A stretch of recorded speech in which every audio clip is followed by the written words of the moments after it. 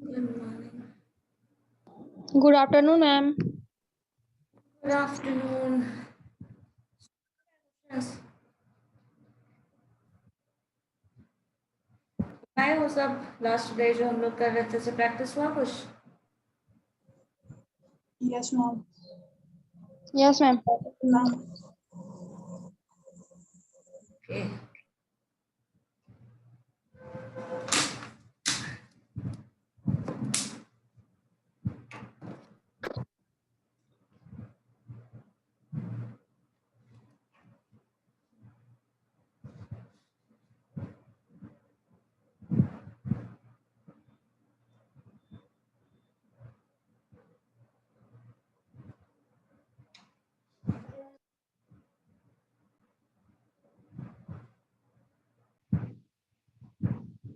चलिए एक क्वेश्चन ये देखिए तो मैक्सिमम मिनिमम प्रूफ करना है बट क्वेश्चन थोड़ा डिफरेंट वे में दिया गया है।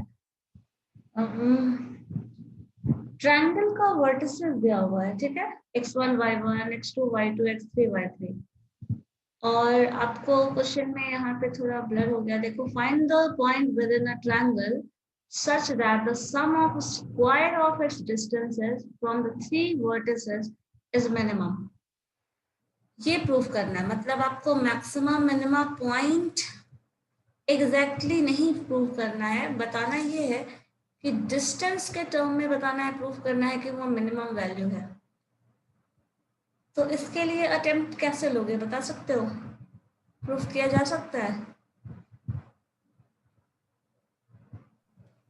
The sum of the square of its distances, जो भी डिस्टेंस है पॉइंट्स गिवन है, sum of the square distances from the three vertices is minimum, ये शो करना है।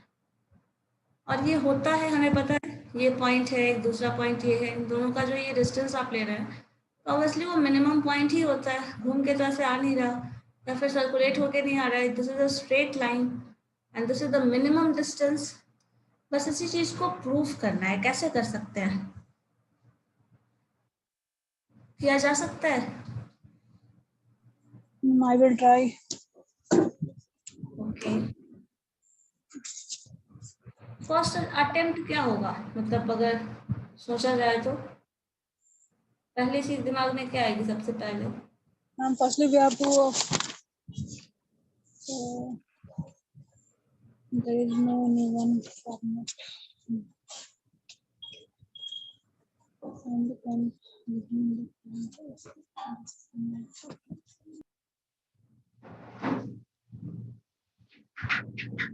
अभी तक जो हम लोग कर रहे थे उसमें क्या था, एक इक्वेशन हुआ करता था, उसे हम डिफरेंशिएट करते थे पार्शियली, देन पॉइंट्स निकालते थे, ऐसा कुछ टर्म होता था ना।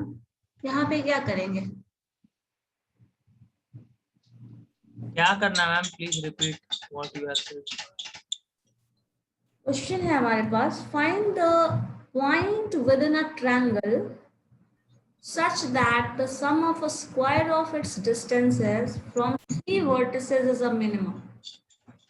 क्वेश्चन आगे फंक्शन दिया रहता था, हम मिनिमम और मैक्सिमम पॉइंट निकालते थे, कोई प्रॉब्लम नहीं थी। एट पर्टिकुलर पॉइंट जो भी आता था, एक कोई फिक्स मिनिमम पॉइंट होता था, एक मैक्सिमम पॉइंट होता था और हम कैलकुलेशन करते थे उसका। अब यहाँ पे वही चीज है, डिस्टेंस के टर्म में शो कर रहा है कि वो distance is minimum, three vertices जो पॉइंट्स है, the square of distances between them is minimum. So ऐसे क्वेश्चन को कैसे अटेम्प्ट किया जा सकता है?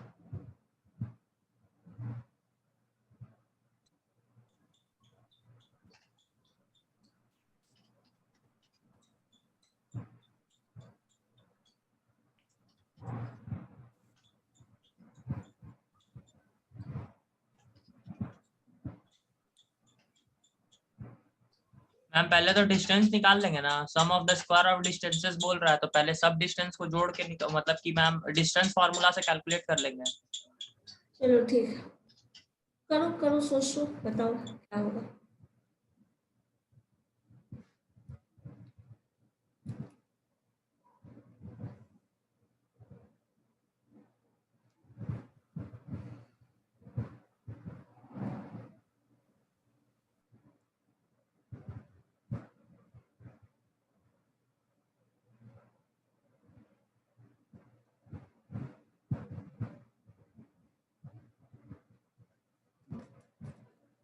फंक्शन गिवन होगा तब कैलकुलेशन करने में तो कोई प्रॉब्लम नहीं होगी।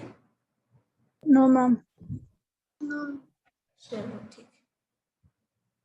डिस्टेंसेस के टर्म में निकालिए, distance between A and B, A and C, B and C, the sum of all the square of distances is minimum.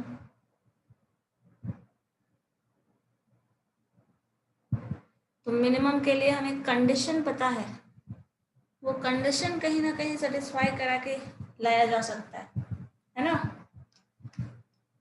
करिए तो डिजर्व। एक्सक्यूज मैम, बोलिए। हम क्वेश्चन ही नहीं समझ रहे। क्वेश्चन ही नहीं समझ रही हो? देखो, क्वेश्चन में बोला जा रहा है, स्टेटमेंट पढ़ो। फाइंड अ पॉइंट, अब एक पॉइंट चाहिए, ठीक है, with in a triangle, triangle के अंदर एक पॉइंट होगा जो कि बता रहा है सच दैट, वो पॉइंट ऐसा होना चाहिए that sum of square of its distances, उसका sum of square of distances मतलब स्क्वायर करके देन ऐड करना है, और फ्रॉम 3 वर्टिसेस जो आएगा दैट पॉइंट इज मिनिमम, मतलब ये पॉइंट जो होगा वो मिनिमा बताएगा, ये बताना चाह रहा है। तो मिनिमा बता रहा है, ये सारा टर्म तो सेम है जो मिनिमा मैक्सिमा वाला केस है, तो हमारे पास मिनिमा पॉइंट मिलेगा। जो मिनिमा पॉइंट मिलेगा वो इन टर्म्स ऑफ डिस्टेंसेस बोल रहा है। पहले हमारे पास फंक्शन दिया रहता था, उस फंक्शन को डिफरेंशिएट करके निकाल लेते थे। अब ये जो फंक्शन है वो डिस्टेंस के टर्म में दे रहा है, और डिस्टेंस के स्क्वायर के टर्म में। तो अटेम्प्ट कैसे लेना है? तो पहला स्टेप तो यही है कि जो पॉइंट है square of sum of square of distances की बात कर रहे हैं, तो यहाँ से ये शॉर्टकट कर सकती हो। बोला गया है दैट डिस्टेंस, ये पॉइंट, इस पॉइंट से यहाँ का डिस्टेंस, इस पॉइंट से यहाँ का डिस्टेंस, और इस पॉइंट से यहाँ का डिस्टेंस होगा, वो मिनिमम होगा, ठीक है।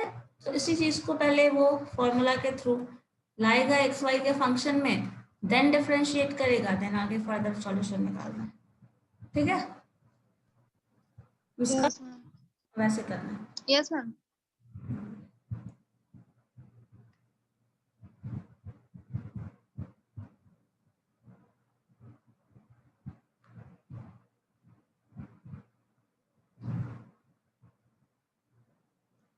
इंफॉर्मेशन को थोड़ा यहाँ पे उल्टा कर दिया है, पहले आपको जो दिया रहता था उससे मिनिमम पॉइंट निकालना रहता है, यहाँ मिनिमम पॉइंट एक्स वाई पहले से बता दे रहा है, और वो इस कंडीशन को सेटिस्फाई करेगा ये बता रहा है। अब मिनिमम पॉइंट निकालो, ये आपका काम है।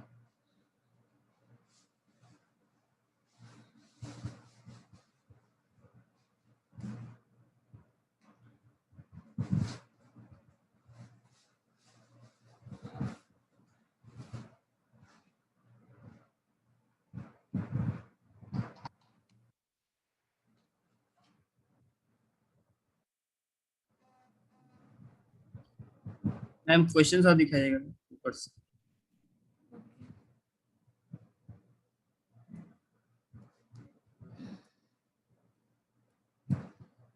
ये इधर लिखा है sum of square of its distances,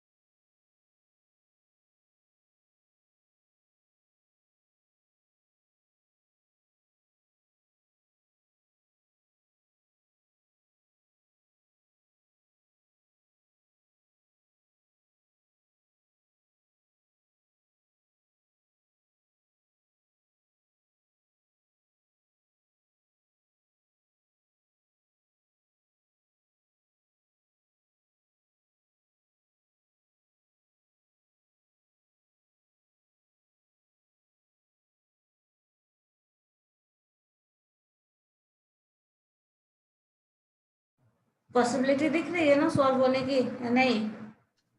yes ma'am. Yes ma'am.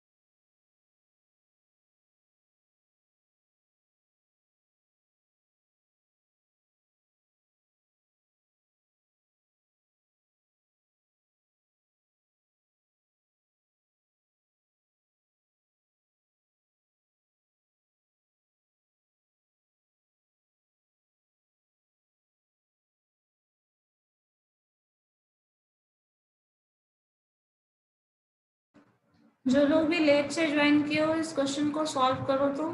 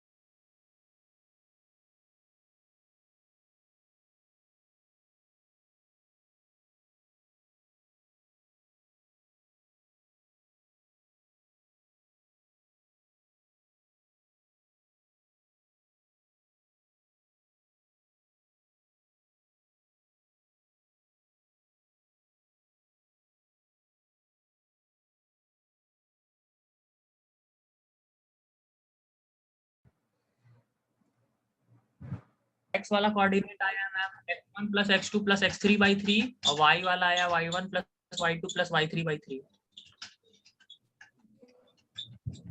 चलो ठीक है। और किसी का कुछ आया है आंसर? नहीं? Excuse ma'am. हाँ बोले। मैम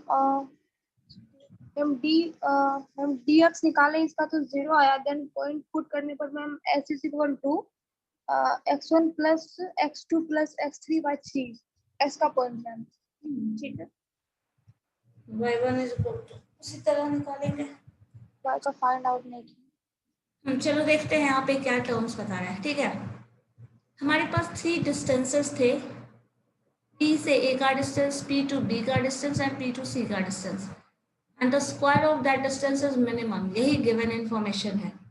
तो U इज इक्वल टू आप PA square, PB square, PC square लिख सकते हैं, कोई प्रॉब्लम नहीं है। एंड आपको क्या पता है, PA का जो डिस्टेंस होगा, this P is XY, this A is X1 Y1, P XY X2 Y2, P X Y है और C आपका X3 Y3 है।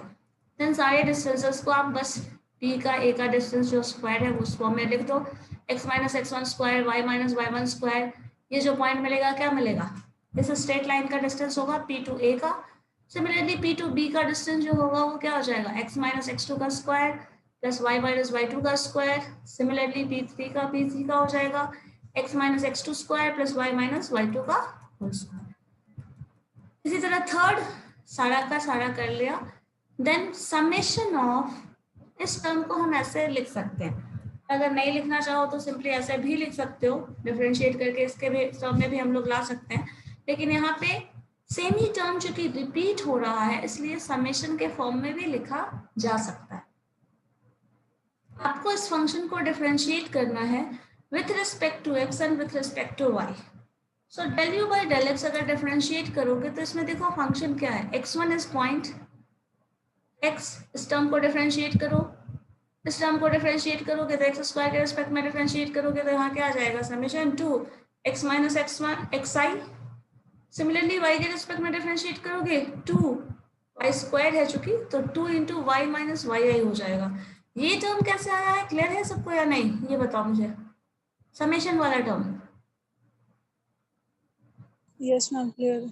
समेशन इसलिए हो रहा है क्योंकि एक ही चीज देखिए, x minus x one, x minus x two, x minus x three है, तो यहाँ पे एक ही चीज रिपीट कर रहा है, आई चेंज हो रहा है, x फिक्स है, तो इसलिए समेशन ऐसे करके लिख देते हैं, तो ये टर्म यहाँ आएगा। अब देखो डिफरेंशिएशन के बाद आपको पता है summation of x minus x i is equal to 0 है, ये टर्म आपका समेशन दिखा रहा है 0 पे, 2 है, क्रॉस मल्टीप्लाई लेके 2 इधर चले जाओ, खत्म हो जाएगा। समेशन जब ऑपरेट करोगे तो x जो है वो क्या है, फिक्स नंबर, फिक्स टर्म, तो ये 3 टाइम्स सम हो रहा है सेम टर्म, तो ये जब जोड़ोगे तो क्या होगा, ये 3x हो जाएगा, और x1 को जब जोड़ोगे तो लिख सकते हो x1 plus x2 plus x3, इसका मतलब भी वही है x प्लस x, तो 3 टाइम्स x, तो 3x, x1 plus x2 plus x3, तो यहाँ ये टर्म लिख रहे हैं। सिमिलरली y के टर्म में आ जाए तो y 3 टाइम्स जोड़ो, दैट इज 3y, यहाँ पे y1 plus y2 plus y3, सो ऐसे लिखते हैं। अब इस तरह से हमें पॉइंट क्या मिल गया, x इज इक्वल टू, यहाँ से निकालो, this term is equal to 0, ये टर्म उधर लेके चले जाइए, माइनस में ये सारा टर्म प्लस में इधर आ जाएगा, then 3x is equal to इतना term, so x is equal to this term divided by 2 and y is equal to this term divided by 3, this term also divided by 3।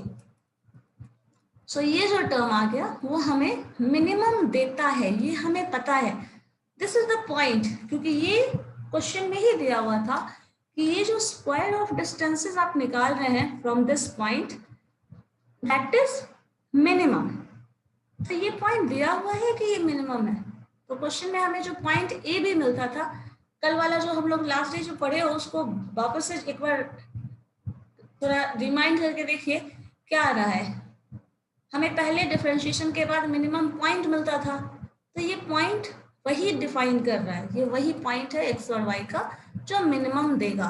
अब minimum दे रहा है तो ये वो पॉइंट्स है, condition check कर लेते हैं वेदर दैट इज मिनिमम और नॉट, तो हम इसको दोबारा से डिफरेंशिएट करेंगे। जब दोबारा डिफरेंशिएट करेंगे, देखो फंक्शन क्या है, ऊपर चले जाओ वापस से, ये डिफरेंशिएट करके आया था हमारे पास फर्स्ट टाइम जब हमने डिफरेंशिएट किया, del u by del x, इसको दोबारा से डिफरेंशिएट करो, क्या होगा 2x, सो वो क्या हो जाएगा 2,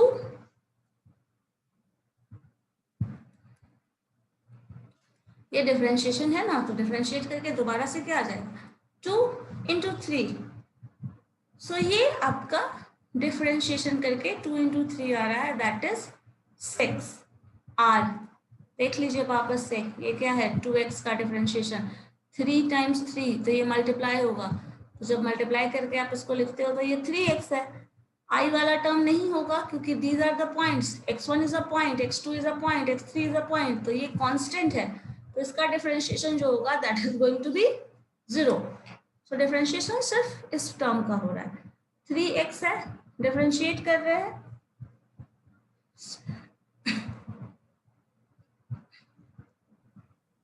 सॉरी इस टर्म को डिफरेंशिएट करोगे ना 2 इंटू 3, सो 6x, फिर x का वैल्यू रखना होगा, तो देखो यहाँ पे ही आपका डिफरेंशिएशन के बाद सेकेंड डेरिवेटिव, r का वैल्यू मिला, s का वैल्यू मिला और t का वैल्यू मिला, ये कंडीशन चेक कर रहे हैं, rt minus S square is greater than 0 and r is also greater than 0, सो ये जो पॉइंट्स है दैट इज मिनिमम, क्योंकि क्वेश्चन में प्रूफ करने के लिए बोला गया था ना, प्रूफ करना, फाइंड द पॉइंट। तो इसको आपको शो भी करना पड़ेगा कि that this point is minimum. Minima का ये कंडीशन है, ये कंडीशन अगर सेटिस्फाई होता है then that point is minimum, otherwise it is not minimum. ठीक है, इसी तरह का एक क्वेश्चन ये भी है, देखो तो हो सकता है ये, find the point within the triangle from which the sum of the square of its perpendicular distance from the sides is least. Perpendicular distances from the sides is least. Same question है या same type है? Same time. है ना?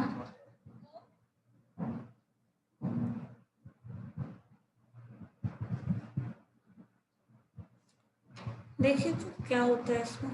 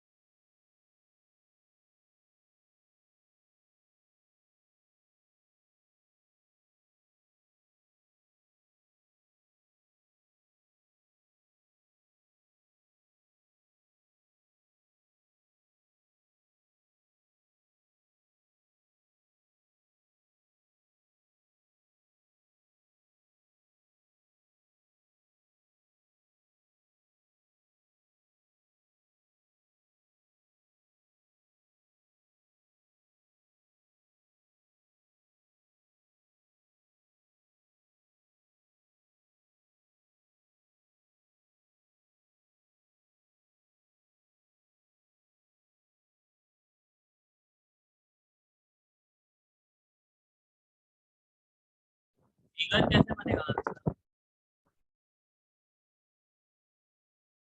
क्या बोल रहे हैं बेटा आप? फिगर सर मैम कैसे बनेगा इसका फिगर? फिगर परपेंडिकुलर डिस्टेंस निकालना है, ट्रायंगल का फिगर तो सेम ही होगा। परपेंडिकुलर डालोगे आप नॉर्मल इस तरह से। साइड्स पे मैम नॉर्मल यहाँ पे ड्रॉ किया गया है ना।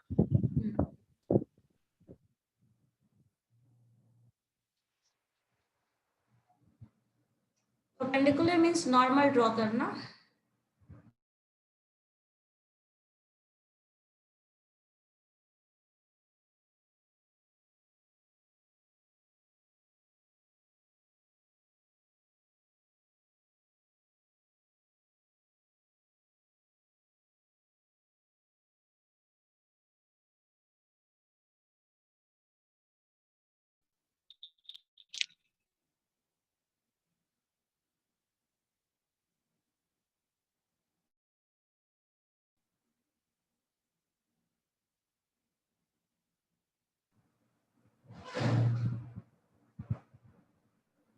हो पाएगा?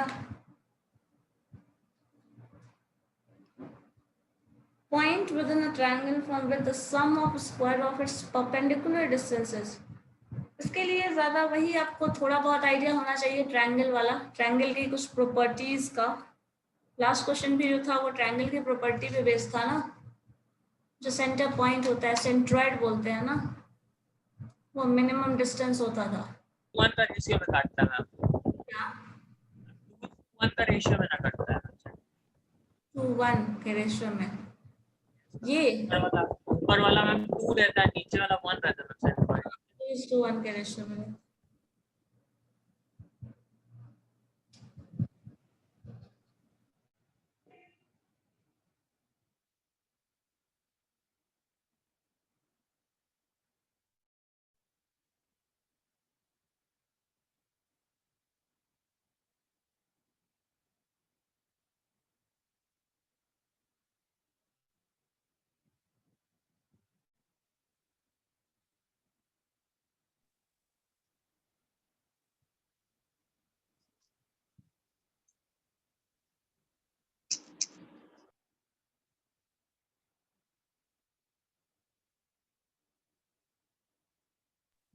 एक्सक्यूज मी मैम, बोलो।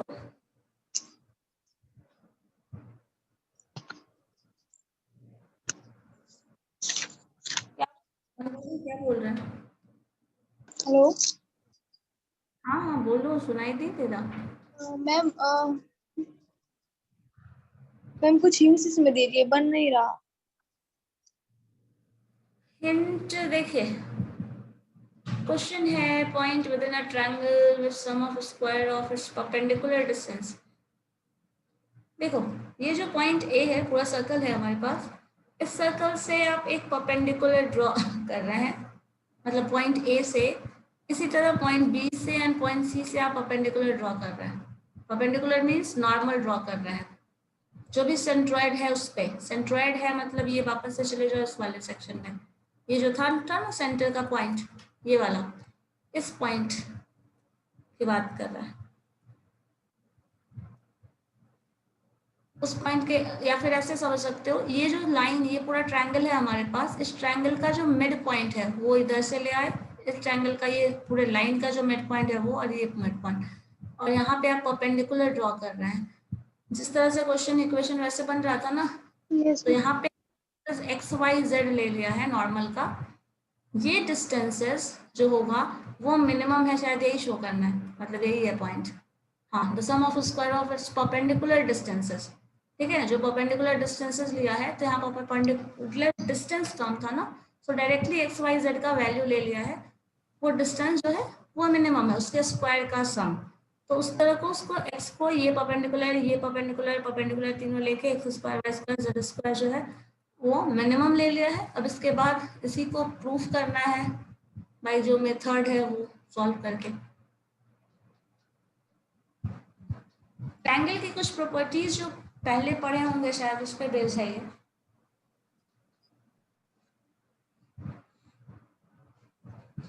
चलो देखते हैं, चलो सॉल्यूशन देखो। ये जो डिस्टेंसेस होता है, ठीक है, ट्रायंगल ए बी सी, ये ओवरऑल दे दीजिए।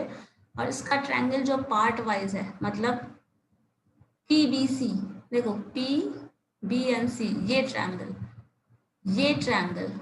ए पी सी, ये ट्रायंगल, और ए पी बी, ये ट्रायंगल, तीनों ट्रायंगल्स का सम है।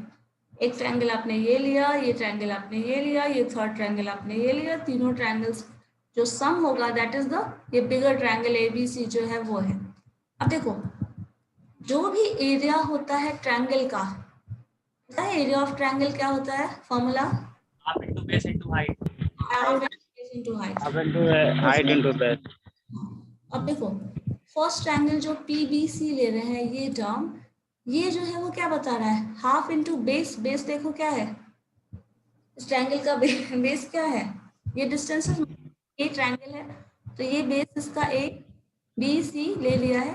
तो ये एक्स जो होगा, ये परपेंडिकुलर हाइट है ना, यही आपका नॉर्मल बताने वाला है। तो half into base into height, इसका ये डिस्टेंस ए ले लिया। सिमिलरली दूसरे वाले में ये बी ले लिया है, थर्ड में सी ले लिया। तो 1/2 a x plus 1/2 b y plus 1/2 c z, ये आपको ट्रायंगल का, तीनों ट्रायंगल्स का सम है, मतलब ये जो अंदर इनसाइड जो ट्रायंगल बन रहा है उसका। अब इन तीनों ट्रायंगल्स को 1/2 कॉमन ले लिया, और जो बिगर ट्रायंगल है उससे कंपेयर कर दिया। अब इसमें क्या लिखोगे? एक इक्वेशन बन जा रहा है हमारे पास ये। अब यहां से देखो जरा, 2 del is equal to this term. अब यहाँ पे क्या किया गया है? इन तीनों इक्वेशन को कंबाइन कर दिया गया है। पहले हमारे पास इक्वेशन क्या था? X square plus y square plus z square, u का टर्म दिया है, उसमें z की जगह ये रिप्लेस कर दिया है। क्यों? तो बता सकता है ये रिप्लेसमेंट क्यों है? जो टर्म है, ध्यान से,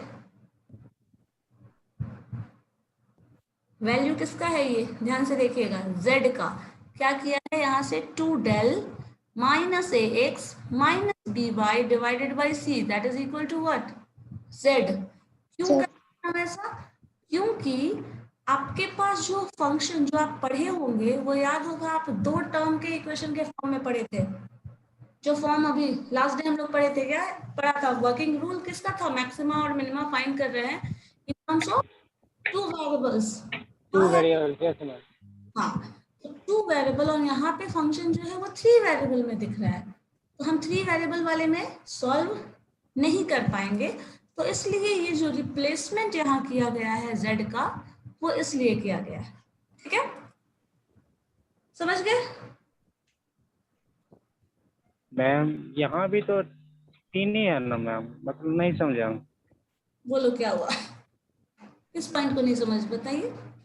यही मैम, यहाँ जो जेड सी जेड रिप्लेस हुआ। चीजें नहीं, सिर्फ z रिप्लेस हुआ है। z 2 del minus a minus b y divided by c, क्या होगा?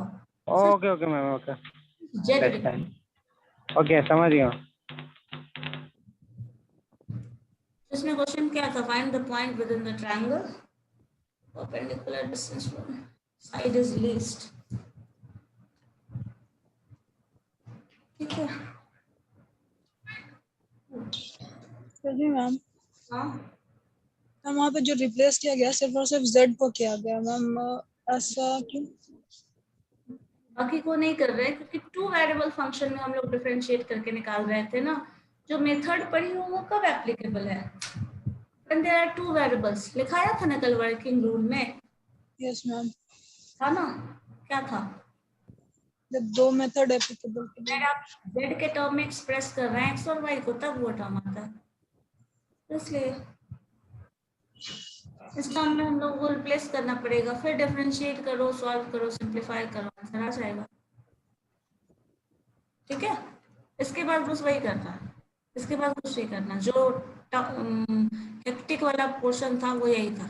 अब एक्स वाई के टर्म में सारा कुछ मिल गया।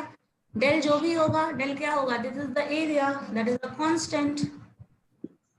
तो 2a जो भी होगा that is a constant, c जो है दैट इज अ कांस्टेंट। तो इसके लिए हेडक नहीं लेना कि 2 डेल का टर्म आ रहा है, डेल इज एरिया, है ना? तो कांस्टेंट होगा। वेरिएबल से ही आपको ऑपरेट करना है, वेरिएबल पे ही डिपेंड कर रहा है ना वैल्यू। कांस्टेंट कुछ भी हो, क्या फर्क पड़ता है?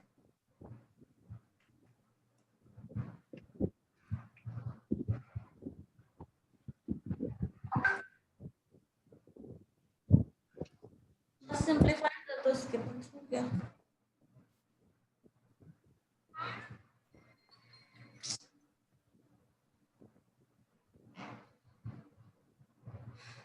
इसके बाद हमें एक और मेथड पढ़ना है मैक्सिमा मिनिमा का, जो कि मुझे बताना है।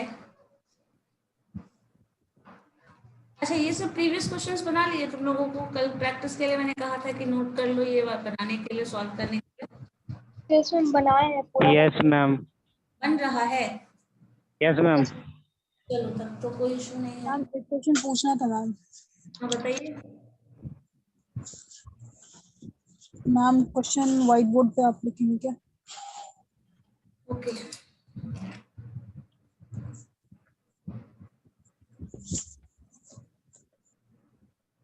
बोलिए। Ma'am cos x into cos y cos x into cos y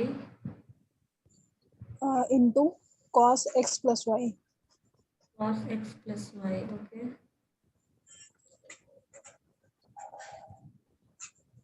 बोलो क्या करना है इसका? मैम मैक्सिमा और मिनिमा फाइंड करना है मैम। इस फंक्शन, यस मैम।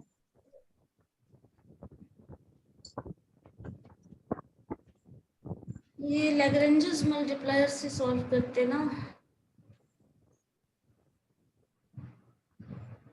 एक और मेथड पढ़ लो, फिर ये सॉल्व करके बताएंगे।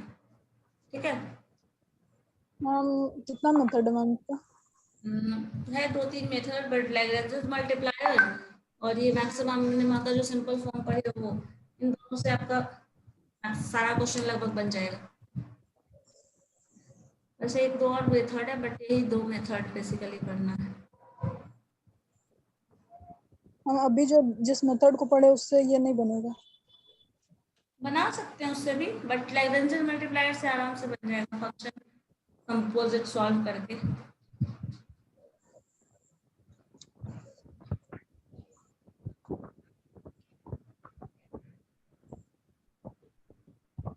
एक्स वाई के टर्म में है तो सॉल्व तो इससे भी हो जाएगा।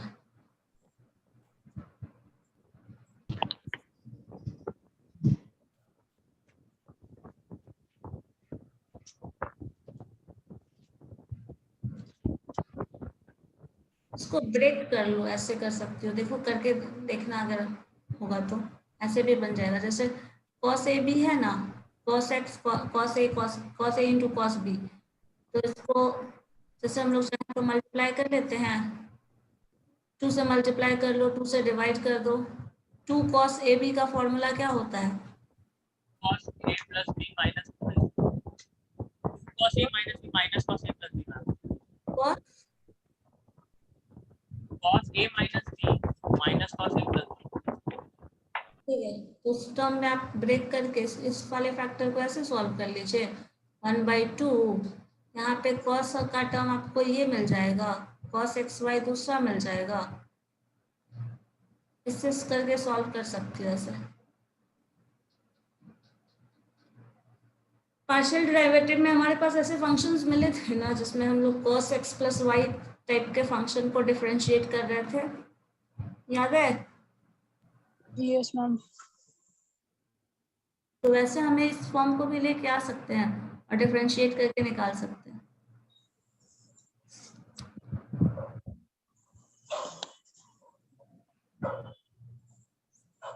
करके देखना क्या होता है, ठीक है? नहीं होगा तो फिर हम लोग फिर नेक्स्ट क्लास में डिस्कस कर लेते हैं, कुछ ट्रिगोनोमेट्रिक फंक्शन भी डिस्कस कर लेंगे। Okay ma'am. वैसे इससे चलिएगा ना, ये ब्रेक करके cos 2a वाले फंक्शन पे ब्रेक करके सॉल्व करके देखिए।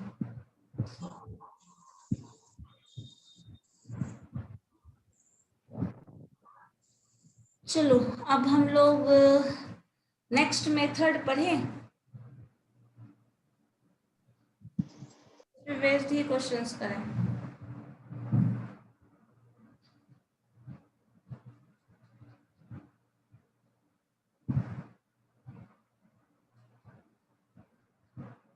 नेक्स्ट मेथड थोड़ा मुश्किल है, मतलब स्टेप्स याद रखना थोड़ा मुश्किल है।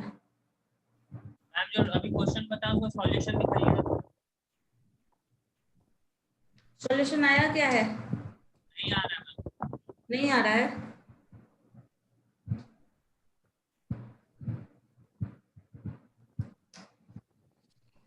एक मिनट रुक जाओ, चेक करने दो।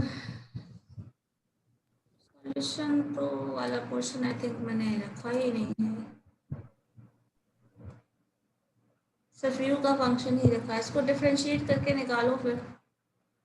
नहीं अभी चेक करते हैं हम लोग, नेक्स्ट डे चेक कर लेते हैं क्या है। डिफरेंशिएट करके करो ना, क्या आंसर आ रहा है? u का वैल्यू ही मैम बहुत कॉम्प्लेक्स में आ जा रहा है मैम। कॉम्प्लेक्स आ रहा है? x minus b whole square break करेंगे ना मैम। इसको ब्रेक कर रहे हैं ओवरऑल, ये टर्म करना पड़ेगा ना। ठीक है। ए स्क्वायर प्लस बी स्क्वायर जो भी आएगा, ये टर्म जो आएगा उसे हमको सॉल्व करना ही नहीं है। सी बाहर ले लो, a x square x square minus b square y square divided by c square 2 del a x. थोड़ा लेंदी तो होगा।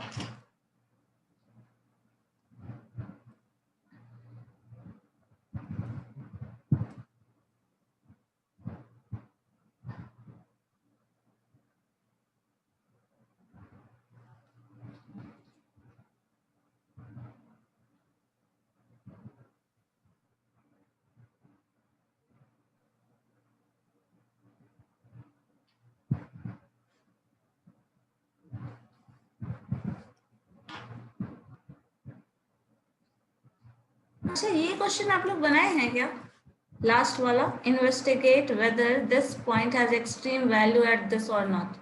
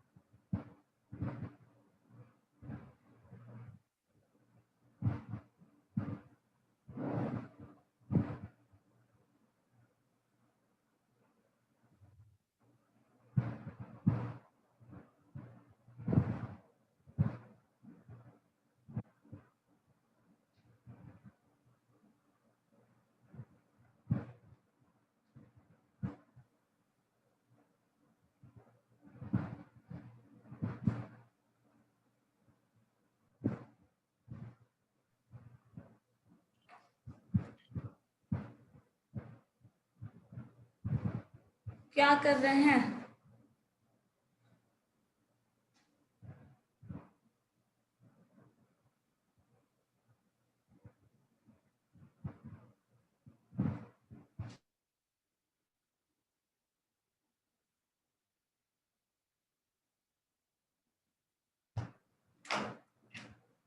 और कुछ लोगों को एसिम्प्टोट में भी प्रॉब्लम हो रही थी ना। एसिम्प्टोट में किसको प्रॉब्लम है बता सकते हो अभी? Yes ma'am, yes ma'am. Asymptote का स्टेप वगैरह जो भी सॉल्व करना क्वेश्चन में प्रॉब्लम हो रहा है, फिर जो सॉल्यूशन निकाले थे जो कर रहे थे उसमें स्टेप ही नहीं पता। मैम जो फर्स्ट क्लास सॉल्यूशन वाला था मैम, वो वाला। फर्स्ट क्लास वाला यस मैम, मतलब बाय मेथड हम लोग जो सॉल्व कर रहे हैं वही नहीं मालूम। Yes ma'am. को एक वो भी रिवाइज करा ही देते हैं, नया टॉपिक होगा तो फिर नेक्स्ट डे शुरू करते हैं।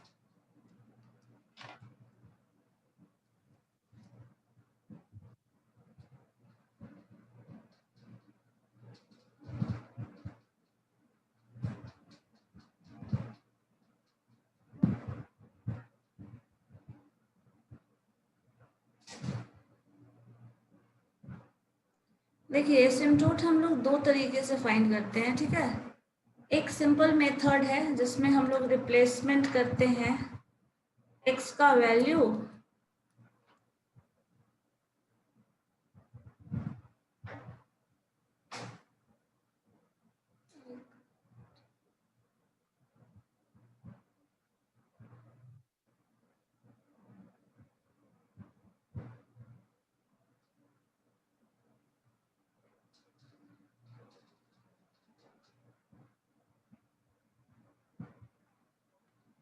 जिसमें सबसे ज्यादा यूजफुल सेकंड मेथड है। जैसे देखो इसमें क्या करते हैं हम लोग, एसिम्प्टोट अगर फाइंड आउट करना हो तो वर्किंग रूल हमारे पास है, पहला स्टेप जो फंक्शन गिवन है that is equal to 0 put करेगा। जो भी फंक्शन है, जो फंक्शन एफ एक्स वाई हमारे पास बाई वेरिएट के फॉर्म में होगा, दो वेरिएबल होगा and that is equal to 0 put करेगा। और जहां भी x दिख जाए उस पूरे फंक्शन में रिप्लेस दैट x बाई 1। दूसरे में है अगर y है तो y को रिप्लेस करना है विथ m, ठीक है। और ये रिप्लेसमेंट कहाँ करना है, जो हाईएस्ट डिग्री होगा उस फंक्शन का। जैसे मान लो अगर हमारे पास फंक्शन है एक्स क्यूब, हाईएस्ट फंक्शन जो अभी हम लोग सॉल्व कर रहे हैं एक्स क्यूब प्लस वाई का क्यूब माइनस 3xy, तो माइनस 3xy में जो प्लेस था वहां पे x का वैल्यू 1 नहीं करना, वहां पे y का वैल्यू m नहीं करना। कहाँ पे करना है, जहां x का वैल्यू 1 रखेंगे, मैक्सिमम जिसका पावर दिख जाए वो, और उसी पावर को यहाँ डिग्री बोल रहा है, हाईएस्ट डिग्री। x का पावर 3 है तो उसको 1 रखोगे, x का पावर 2 है तो नहीं रखना, हाईएस्ट बोल रहा है, जो सबसे ज्यादा पावर वाला होगा सिर्फ उसे रिप्लेस किया जाएगा बाय 1, x को बाय 1 और y को बाय m। सेकेंड स्टेप पे इसी तरह क्या करना है, एक और फंक्शन जनरेट किया जा सकता है जो सेकेंड हाईएस्ट डिग्री हो। मतलब अगर फर्स्ट पावर 3 था तो सेकेंड पावर जो 2 होगा उसमें भी आप ऐसा कर सकते हैं। जरूरी नहीं है हमेशा करना पड़े, बट पहला स्टेप जो होगा वो फर्स्ट पावर में ही करना है। सेकेंड में आ जाओ, जिसमें आपने ये रिप्लेसमेंट किया है फंक्शन में x इज इक्वल टू 1 और y is equal to m, उस फंक्शन इज इक्वल टू 0 कर दो और उस क्वेश्चन को, मतलब उस जो फंक्शन को आपने जनरेट करके लाया है उसको सॉल्व करना है और वैल्यू ऑफ m निकालना है। क्योंकि देखो यहाँ y को आपने क्या रिप्लेस कर दिया है, m से। जब m से रिप्लेस कर दिया है तो m का कुछ ना कुछ वैल्यू आएगा, उस m के वैल्यूज को आपको लिखना है। कभी कभी एक ही वैल्यू आता है, कभी एक से ज्यादा वैल्यू आता है। मान लो बाई क्वाड्रेटिक है तो जो रिजल्ट आएगा वो उसमें दो वेरिएबल होगा, दो वैल्यू ऑफ x आएगा, कभी कभी एक भी वैल्यू आ सकता है। तो इस तरह से जो भी वैल्यू ऑफ m आएगा वो लिख लो। थर्ड स्टेप में क्या करना है, जो आपने सेकेंड हाईएस्ट डिग्री का फंक्शन बनाया था और जो फर्स्ट हाईएस्ट डिग्री का बनाया है वो कैलकुलेट करना है, उससे c का वैल्यू कैलकुलेट करना है। तो फाइव एन माइनस 1m और फाइव डैश एन जो निकलेगा थर्ड डिग्री वाला nm, वो आप कैलकुलेट करेंगे। तो ये डिग्री आपको ऊपर से लिखा हुआ सॉल्यूशन जो फंक्शन था वो लिख लोगे। यहाँ फर्स्ट जो हाईएस्ट डिग्री वाली थी उसको डिफरेंशिएट कर देना है, क्योंकि 5 डैश लिखा हुआ है। यहाँ पे एक माइनस साइन भी होगा। अब ये वैल्यू जो फंक्शन आप इसको डिफरेंशिएट करके लाओगे, ये जो फंक्शन होगा उसमें m का वैल्यू पुट करना। जितने भी m के वैल्यू सेकेंड स्टेप में आए हैं सारे को इसमें रखना है। देन c का वैल्यू और m का वैल्यू हमें मिल गया। Third asymptote. अब पहले तो एसिम्प्टोट था क्या? एसिम्प्टोट एक स्ट्रेट लाइन है जो कि इनफाइनाइट पॉइंट पे जाके किसी कर्व को मिलता है, मतलब किसी कर्व को मीट होने के चांसेस उस स्ट्रेट लाइन से जो है वो इनफाइनाइट पॉइंट पे जाने के चांसेस हैं। तो जो भी एसिम्प्टोट होगा that is a straight line. तो आपने जो m यहाँ से कैलकुलेट किया है, जो c यहाँ से कैलकुलेट किया है, उसको इस फंक्शन पे रख दीजिए, तो जो रिजल्ट आएगा दैट इज द एसिम्प्टोट। ठीक है, यही हमें करना था। अब इसी में करके देखो एग्जैक्टली क्या आता है। एक एग्जांपल ले लीजिए। मान लीजिए हमें कुछ पहले का एग्जांपल नहीं पता, सिंपली यही फंक्शन ले लो जो अभी कर रहे थे। एक्स स्क्वायर क्यूब था तो क्यूब ही ले लीजिए। X cube minus plus y cube minus 3xy। ये फंक्शन अभी जस्ट हम लोग सॉल्व कर रहे थे, किसके लिए? मैक्सिमा और मिनिमा के लिए। तो यहाँ पे fxy जो है दैट इज इक्वल टू इतना। अब इसमें क्या कहा गया था? इसको इक्वेट करना है 0 से, so this is equal to 0। पहले स्टेप में आप लिख दो।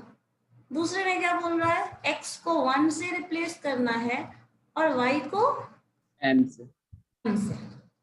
ठीक है, तो अब m से इसको क्या हो जाएगा? 1, और वो भी हाईएस्ट डिग्री में, तो 1 प्लस m। ठीक है, बस इतना ही लिखना है। इसको हम लिखते हैं 5 3m। क्या लिखे? 5 3m। ठीक है, थर्ड डिग्री का है इसलिए, और थर्ड डिग्री ही हाईएस्ट डिग्री है यहाँ। 5 2m। -3x को वहीं छोड़ देंगे ना? हाँ, -3x को वैसे ही छोड़ देंगे। सिर्फ हाईएस्ट डिग्री वाले से कॉम्बिनेशन बनाना है, सेकेंड से नहीं बनाना। ठीक है, यस मैम। अब देखो सेकेंड वाले में जब 5 2m लिखना होगा तो क्या लिखेंगे आप? यहाँ देखो डिग्री जो इसकी है ना सेकेंड वाले की, उसकी डिग्री 1 है। कैसे है? देखो 1 नहीं 2 है। एक पावर x का है और एक पावर y का है, दोनों पावर मिलके क्या बना? 2। तो degree of this term is 2, तो सेकेंड हाई तो यही हुआ। अब क्या लिखना है, क्या करना था इसमें? रिप्लेसमेंट। एक और फंक्शन बनाना था आपको, है ना? देखो स्टेप वापस से जाकर,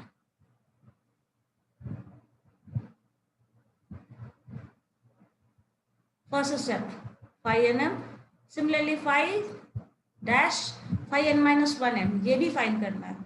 ठीक है, जब ये फाइंड करेंगे तो आपको क्या मिलने वाला है? यहाँ पे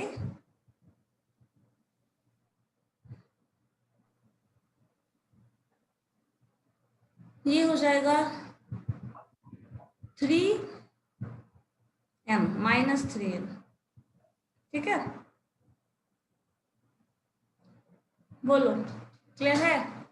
x का वैल्यू 1, y का वैल्यू m, और 3 और m, और ये 3 ऑलरेडी है -3, तो ये हो जाएगा -3m। Yes ma'am. चलो नेक्स्ट स्टेप पे क्या करना था हमें? m का वैल्यू इससे निकालना था, m का वैल्यू। अब पता है आपको m cube is equal to है क्या? -1। इस इक्वेशन से आ जाओ, दिस इज इक्वल टू 0 है, तो ये टर्म क्या हो गया? m cube is equal to -1, so m is equal to -1 का पावर 1/3 होगा। Yes ma'am. m क्यूब है ना, एक minute, this is equal to 0 है, तो यहाँ से आपका वैल्यू क्या मिलने वाला है? m क्यूब का वैल्यू -1 है, तो m का वैल्यू क्या हो जाएगा? -1 तो एक ही केस में आता है जब -1 हो, यही होगा ना। तो अब देखो यहाँ पे थर्ड स्टेप में c कैलकुलेट करना है, और c में क्या करना था, c का फॉर्मूला था हमारे पास -phi3m divided by phi n minus 1 phi dash n minus 1 लिखने की जरूरत नहीं है, डायरेक्टली 2 लिख देते हैं, 2m। ये फॉर्मूला है हमारे पास। अब बताओ phi3m क्या आया है, ये वैल्यू। सो माइनस साइन के साथ लिख दीजिए 1 + m³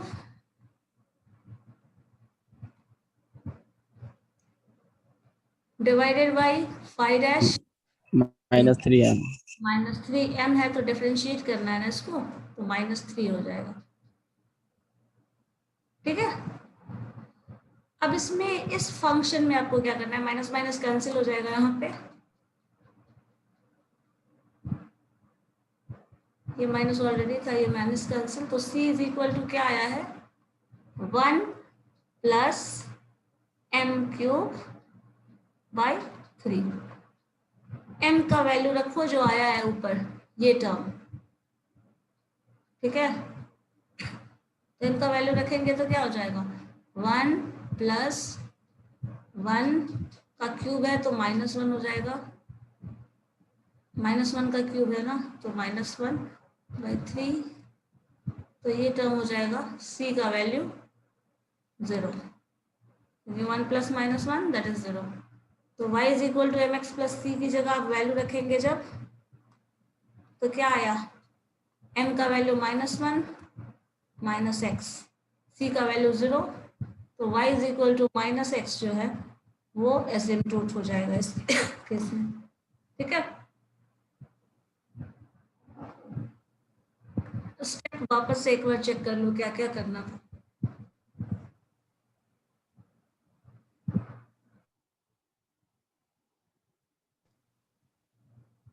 सिंपल फंक्शन 0 से इक्वेट करना है, put x is equal to 1, y is equal to m, highest degree order वाले में, सिर्फ और सिर्फ हाईएस्ट डिग्री में, बाकी में नहीं रखना। ठीक है, नेक्स्ट स्टेप पे दूसरे फंक्शन को भी जो हायर पावर है, हाईएस्ट पावर है, उसके बाद सेकंड हाईएस्ट जो पावर होगा उसके लिए भी सॉल्व करना है, वैसे फंक्शन जनरेट करना है, लेकिन फर्स्ट वाले फंक्शन से हमें क्या मिलेगा m का वैल्यू, और सेकंड वाले फंक्शन को जनरेट कर रहे हैं उसका वैल्यू हम हेल्प लेने वाले हैं c फाइंड करने में, थर्ड स्टेप में, इसको फाइंड करने के लिए। जब ये निकल जाएगा तो m का वैल्यू यहाँ से आ गया, c का वैल्यू यहाँ से आ गया, स्ट्रेट लाइन का इक्वेशन ये होता है, m का वैल्यू डाल दो, c का वैल्यू डाल दो, रिजल्ट आ गया। ठीक है, ये एसिम्प्टोट था। अब इसी पे बेस देखो एक क्वेश्चन इसमें बनाया हुआ है, देखिए सेम टर्म, वैसा ही कुछ फंक्शन है ना, x y, देखो डिग्री हाईएस्ट 3 है, क्या फंक्शन लिया, x को रिप्लेस कर दिया 1 से, y को m से, ये टर्म आ गया। इस तरह से 1 + m³ के फंक्शन को ब्रेक कर लिया, m का फंक्शन हमें मिल गया, m का वैल्यू, इस तरह से भी सॉल्व करोगे, लेकिन सॉल्व करोगे भी तो टर्म एक इमेजिनरी आ जाता है, तो इमेजिनरी आ जाएगा तो क्या होगा, इमेजिनरी टर्म का हम सॉल्यूशन नहीं करते, एसिम्प्टोट के केस में यहाँ नहीं कर रहे, क्योंकि एसिम्प्टोट एक तो लिखा हुआ है कि कहीं इनफाइनाइट पॉइंट पे वो कर्व को मीट करने वाला है, और वो इनफाइनाइट पॉइंट जिससे मीट करने वाला है वो लाइन भी इमेजिनरी है, तो फिर इसका इस लॉजिक का कोई मतलब नहीं रह जाता, तो इसलिए हम इमेजिनरी पॉइंट्स पे एसिम्प्टोट फाइंड आउट नहीं करते। तो m का वैल्यू क्या हो गया -1, सेम टर्म देखो सेकेंड हाईएस्ट 3am, x का वैल्यू 1, y का वैल्यू m, सेम टर्म में सॉल्व कर दिया, a/m डिफरेंशिएट करके लाया है, देखो 3am को डिफरेंशिएट करोगे क्या आएगा 5, अच्छा सॉरी उल्टा कर दिया था क्या मैंने, 5/2m/3'm, एक मिनट 5/2m, अच्छा हाँ ये उल्टा कर दिया मैंने, ये 5/2 होगा और ये 5'3 होगा, सॉरी 3 डैश, ये टर्म आ जाएगा। ठीक है, तो 5 2m आप यहाँ पे 1 मिनट इरेज कर लो, क्या होगा।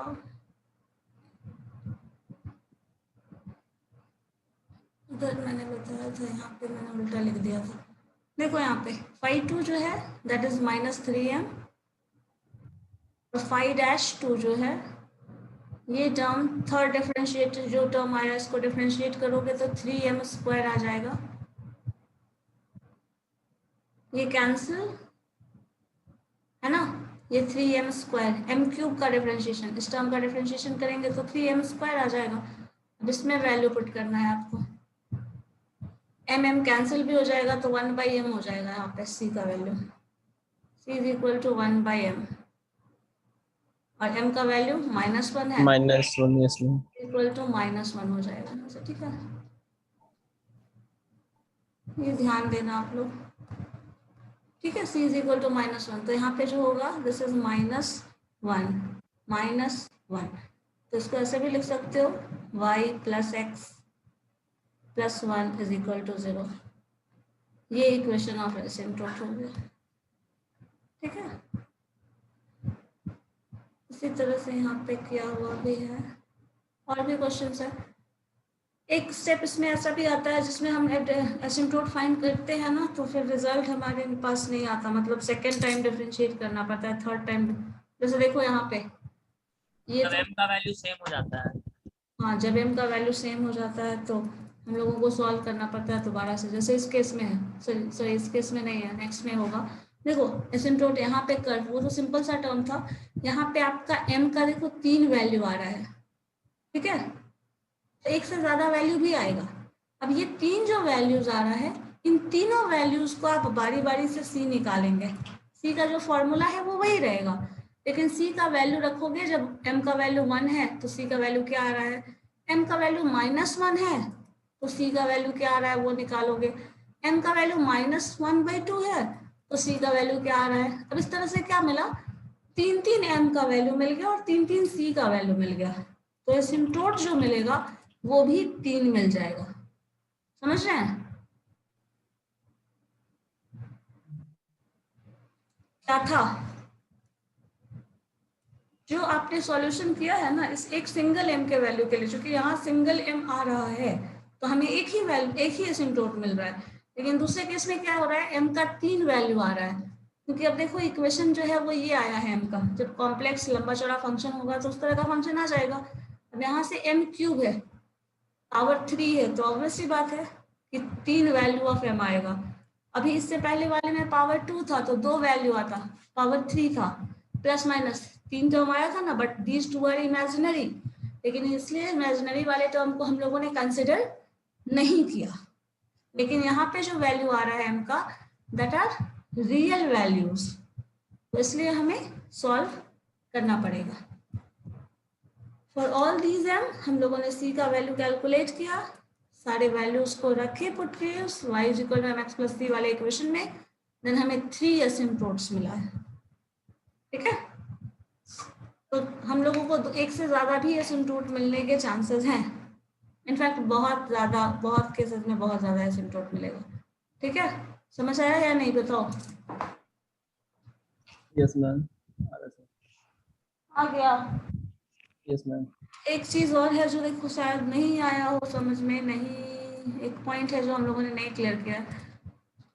देखो थर्ड केस, ये जो क्वेश्चन है, इस क्वेश्चन में, इस क्वेश्चन को सॉल्व करने का जो पहला 2 स्टेप है ये तो आपको करना ही है, और वो सब में करना है, जितना भी क्वेश्चन होगा सब में करना होगा। यहाँ जो m का वैल्यू आया है, देखो एक वैल्यू सिंगल है और बाकी का 2 वैल्यू जो है वो सेम आ रहा है ना, 3 वैल्यू तो m का मिला बट 2 एक ही है। अब जो 2 वैल्यू आप निकालोगे, 2 वैल्यू जब c पे रखोगे तो c का कितना वैल्यू मिलेगा,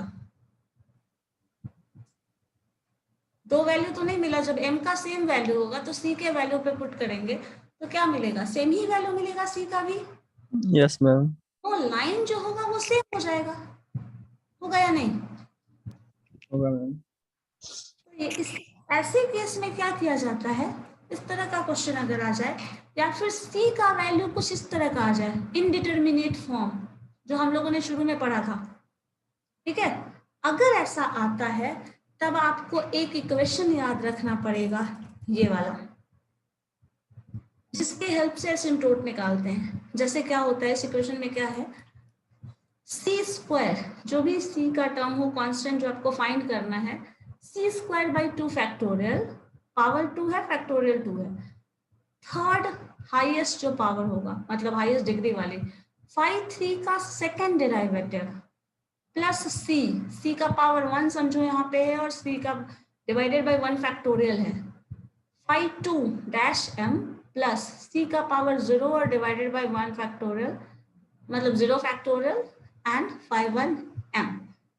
ये जो फंक्शन होगा इसके हेल्प से फिर हमें सी का वैल्यू निकालना पड़ेगा। क्यों? क्योंकि सी का वैल्यू, आप m का वैल्यू जब सी पे रखते हैं ना इस इक्वेशन पे, तो वैल्यू देखो 0 0 आ रहा है, और इस वैल्यू को हम कभी भी कंसिडर नहीं कर सकते हैं। इसलिए क्या करना पड़ेगा, हमें सी का वैल्यू हमें इस फंक्शन से फाइंड करना पड़ेगा, और फिर सिर्फ सी का जो वैल्यू आएगा हम उसको m के वैल्यू से रिप्लेस करके एसिम्प्टोट फाइंड करेंगे। तो ये आपका अलग स्टेप हो जाता है, एक्स्ट्रा स्टेप हो जाएगा जब आपको इनडिटर्मिनेट फॉर्म ऑफ सी मिल जाए। अगर इनडिटर्मिनेट फॉर्म ऑफ सी मिल जाता है, उस केस में आपको सी कैलकुलेट करने के लिए ये फॉर्मूला याद रखना पड़ेगा। ठीक है, और उसके हेल्प से जो निकालोगे सी का वैल्यू, तो सी का वैल्यू यहाँ देखो पावर 2 लेके चल रहे हो, तो ऑब्वियस सी बात है सी का 2 वैल्यू मिलेगा, और सी का जो 2 वैल्यू मिलेगा वो इनडिटर्मिनेट फॉर्म वाले m का वैल्यू -1 को इन दोनों को रिप्लेस कर देगा।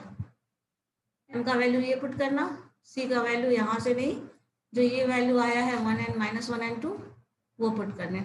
अब देखो m का वैल्यू जब 1 रखे तो c का वैल्यू 1 आया, m का वैल्यू जब -1 रखे तो c का 2 वैल्यू मिल गया, तो हमें एसिम्प्टोट 3 ही मिला।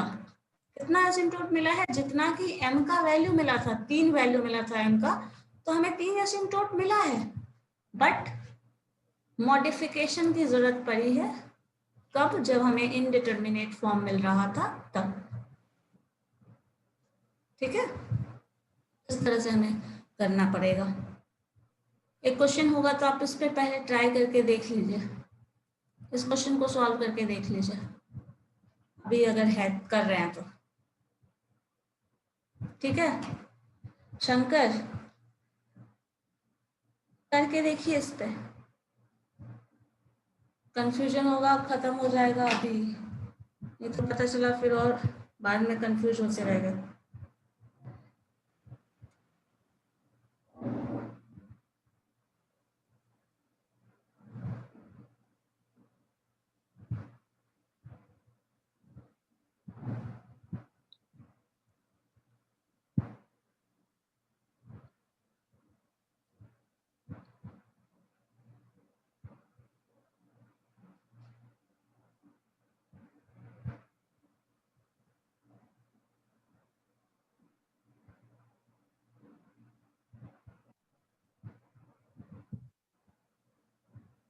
क्या हुआ विनायक, बना आपका? जहाँ नहीं मैम, वो वाला तो नहीं बन रहा मैम, अभी ट्राई करेंगे मैम, अभी रहने दीजिए, अभी हम पहले खुद से ट्राई कर लेंगे एक बार अच्छे से। ठीक है, एक्सक्यूज मी मैम, बोलो। मैम एक बार पोलर कर्व का एसिम्प्टोट से एक बार पॉइंट डिस्कस कर दीजिए ना मैम। पोलर कर्व का एसिम्प्टोट्स, एक मिनट रुक जाओ।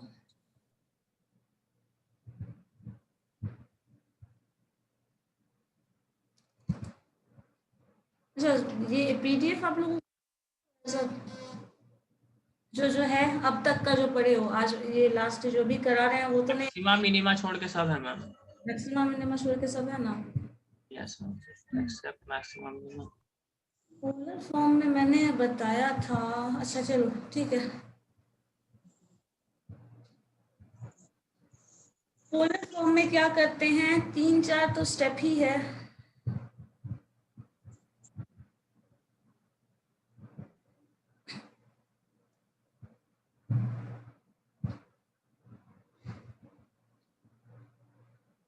देखो, पहला स्टेप लिखते चले जाओ, लिखा हुआ है कोमल आपके पास, या फिर बस लिखा हुआ है ना? Yes ma'am. चलो ठीक है, पहले स्टेप में क्या करते हैं हम लोग, चलो एग्जाम्पल वाला ही बता देते हैं। R theta is equal to a था ना, yes ma'am. This r theta is equal to a. ठीक है, अब इसमें आप लोग पहला स्टेप क्या करना है, पुट r equals to 1 by u। r is equal to 1 by u, पहला स्टेप। सो r का वैल्यू आपको करना है 1 बाई यू। अब 1 बाई यू करोगे तो यहाँ क्या आ जाएगा, theta by u is equal to a, या फिर इसी चीज को लिखा जा सकता है u is equal to a theta, that means u is equal to theta by a, होगा ना ये यस मैम। कार्ड आपको क्या करना है, u टेंड टू 0 कर दे। जब u टेंड टू 0 करोगे तो क्या हो जाएगा, u टेंड टू 0 है, that means right left hand side अगर टेंडिंग टू 0 है तो क्या होगा, theta by a is also tending to 0। क्यों, इक्वलिटी साइन है, और LHS अगर 0 पे जा रहा है तो ये भी टेंड करेगा 0 पे, है या नहीं? Yes ma'am. दैट मीन्स हम ये भी लिख सकते हैं थीटा इज टेंडिंग टू 0। ये क्रॉस मल्टीप्लाई कर दो, ये उधर भेज दो, थीटा इज टेंडिंग टू 0। अब थीटा टेंडिंग टू 0 किसी न किसी पर्टिकुलर वैल्यू ऑफ थीटा पे होगा, तो उसको मान लिया थीटा 1, जहां पे एग्जैक्टली वो इक्वल टू 0 हो जाएगा। ठीक है, ये सारा कहाँ स्टेप था, कौन सा स्टेप था, this was the first step, this was the second step. ठीक है, यही कर रहे हैं। Yes ma'am. में हम लोग क्या कर रहे हैं, we have to differentiate this function. Third step पे जब आएंगे तो we have to differentiate d u by d theta. ठीक है, इसको डिफरेंशिएट करोगे तो क्या आएगा, इस फंक्शन को डिफरेंशिएट करो, बताओ क्या आएगा, थीटा के रिस्पेक्ट में डिफरेंशिएट करिए ना, ये फंक्शन है हमारे पास, डिफरेंशिएट करिए, क्या आएगा, 1 by 1 by A. 1 by a ma'am. ठीक है, 1 बाई ए आ गया। नेक्स्ट स्टेप पे हम लोग क्या कर रहे थे, r is equal to f theta का एक फंक्शन हमारे पास होता है जिससे हम निकाल रहे हैं, जो पोलर फॉर्म का एक्चुअल फंक्शन है वो उससे कंपेयर कर लो। यहाँ पे लिख देते हैं r sine theta 1 minus theta is equal to p। यही हमारा पोलर कर्व मतलब जो भी देता है पोलर फॉर्म में, और यही एसिम्प्टोट का फॉर्मूला है। ठीक है, तो यस मैम। करने के बाद हमें क्या करना है, एसिम्प्टोट हमें ये एसिम्प्टोट मिलने वाला है, वैल्यू करते चलिए, सॉल्व करते चले जाइए, आ जाएगा। तो अब देखो बाकी टर्म्स का तो हमें नहीं पता, थीटा 1 का वैल्यू हमें कहीं ना कहीं मालूम है ना। तो यहाँ से हम आ जाते हैं नेक्स्ट स्टेप पे, जो बता रहा है r sine theta, theta 1 minus theta ना, so theta 1 is tending is equal to 0। देखो यहाँ से, so this term is 0 minus theta, that is equal to p। ठीक है, या फिर p जो टर्म है, अच्छा ये इतना क्लियर है, पहले ये बताओ। Yes ma'am. अब इसके बाद जो p टर्म है उसको हम लोग कैसे डिफाइन करते थे, वो देखो, जो p टर्म है उसको डिफाइन करते हैं हम, p is equal to limit, जो आपके पास लिखा हुआ होगा थर्ड स्टेप फोर्थ स्टेप में, थर्ड स्टेप में है ना, फोर्थ में, fourth ma'am. Equal to limit theta tends to 0, या फिर theta 1 tends to theta, theta tends to theta 1 कर दो, या फिर थीटा 1 टेंड्स टू 0, एक ही टर्म आने वाला है, this term into minus D theta divided by D. लेकिन आप देखना ध्यान से, आप निकाले हो वो D u by d theta है, और यहाँ क्या चाहिए, डी थीटा बाई डी, है ना। तो अब क्या करेंगे हम, यहाँ पे वैल्यू उल्टा लिखना पड़ेगा मतलब, और थीटा टेंड्स टू थीटा 1, तो आपको ये भी पता है, that is limit theta tends to 0, limit value -1 already है, और ये जो value d theta by d u आया है वो क्या है, माइनस में हो जाएगा सर। ए है ना, यस मैम, तो वही माइनस इंटू ए माइनस ए। ये टर्म ए हो जाएगा। क्यों ए हो रहा है, क्योंकि डी थीटा का डी थीटा बाई डी चाहिए, बट यहाँ D u by d theta है, तो ये टर्म अगर लिखोगे टेंडिंग टू 0 है, तो यहाँ पे थीटा का तो कोई वैल्यू ही नहीं है, तो थीटा पे डिपेंड करता नहीं है, तो डायरेक्टली इसका वैल्यू आप -a लिख सकते हैं, क्योंकि लिमिट तब पुट करेंगे ना जब थीटा का वैल्यू होगा, तो यहाँ पे थीटा का कोई टर्म नहीं है, तो ये जो p का वैल्यू आया है दैट इज -a। बाकी का सारा टर्म देखो, r को एज इट इज छोड़ दो, साइन 0 माइनस थीटा क्या होता है, माइनस साइन थीटा हो जाएगा मैम।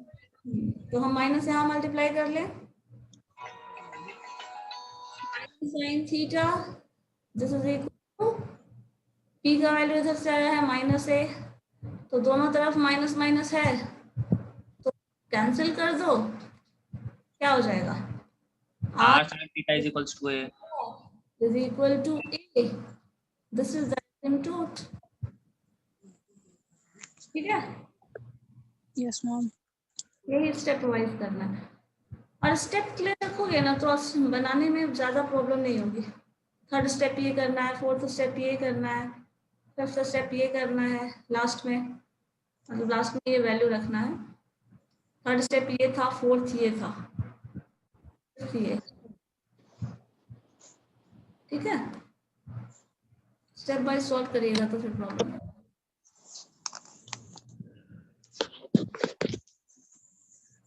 एसिम्पटोम्स वगैरह जो भी है, और सबका ना एक काम करिए लीजिए, वर्किंग रूल फॉर्मूला सारा एक जगह कलेक्ट करके रख लो तुम लोग, ठीक है, तुम्हारे लिए ही हेल्पफुल होने वाला है। जैसे आप लोग बता रहे हैं ऑब्जेक्टिव क्वेश्चंस है, देन सारे मैम इसमें तो प्रूविंग वाला पूछेगा ही नहीं मैम, प्रूफ क्या पूछेगा इसमें, सिर्फ खाली आंसर वाला ही पूछेगा। वही तो फॉर्मूला एक जगह लिस्ट अप करके रख लीजिए, कॉन्सेप्ट है वो समझ लीजिए, फॉर्मूला एक जगह लिस्ट अप कर लीजिए, स्टेप्स क्लियर रखिए। स्टेप्स क्लियर रखना इसलिए जरूरी है क्योंकि क्वेश्चन सॉल्व करने के लिए दिया जा सकता है ना ऑब्जेक्टिव, तो स्टेप्स क्लियर रखना जरूरी है, इसलिए अपना सीक्वेंशियली सारा फॉर्मूला का एक जगह लिस्ट अप बना के रख लो। हो सकता है एग्जाम थ्योरी से भी रहेगा मैम, रह सकता है मैम क्वेश्चन, क्या थ्योरी से मैम थोड़ा बहुत हो सकता है, ज्यादा नहीं होगा। एक्सेप्शन वो सब चीज, जैसे इंडिटरमिनेट फॉर्म में हमारे पास कुछ कुछ एक्सेप्शंस थे, तो किस तरह का टर्म्स, किस तरह का रिलेशन है, वो सब ध्यान में रखना जरूरी है। चलो ठीक है, फिर नेक्स्ट डे करते हैं हम लोग। Thank you ma'am.